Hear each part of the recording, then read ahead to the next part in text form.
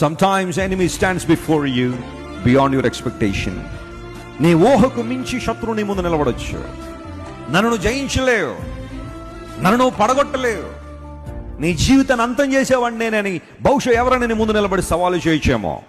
ఆ టైంలో నువ్వు చూడాల్సింది నీ బలాన్ని కాదు, లేదా నీ శక్తిని కాదు, కానీ ఎవరి బలాన్ని? దేవుని బలాన్ని. ఆయన కదా కార్యం చేసేది, ఆయన కదా నీ పక్షాన్ని నిలబడ్డాడు. దావీదులో అడుగడుగున దేవుని బలం మీద ఆధారపడే అంశం. ఒకసారి గొల్లియాతు సమస్య ముగిసింది అంటే సౌలు తయారయ్యాడు.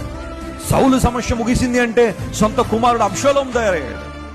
ఇలా ప్రతి సందర్భంలో, ప్రతి అడుగులో కూడా దావీదును ఎవరో ఒకరు ఇబ్బంది పెట్టాలని, ప్రతికూలతలో నడిపించాలని, రెడిక్యూల్ చేయాలని, మాక్ చేయాలని, అతను హీనపరచాలని రకరకాల ప్రయత్నాలు జరిగినప్పటికీ కూడా ఇన్ ఎవ్రీ ఏరియా దావీదు ఎవరిని చూశాడంటే తనకు బలమునిచ్చే దేవుణ్ణి చూశాడు.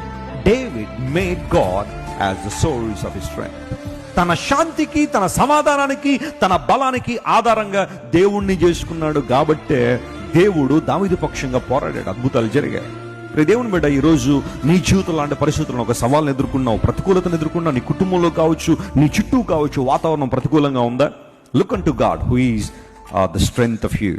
నీ కొరకు నిలబడే దేవుడు. ఆలోచించి యోబు, దేవుడు అధిక బలవంతుడు ఆయన.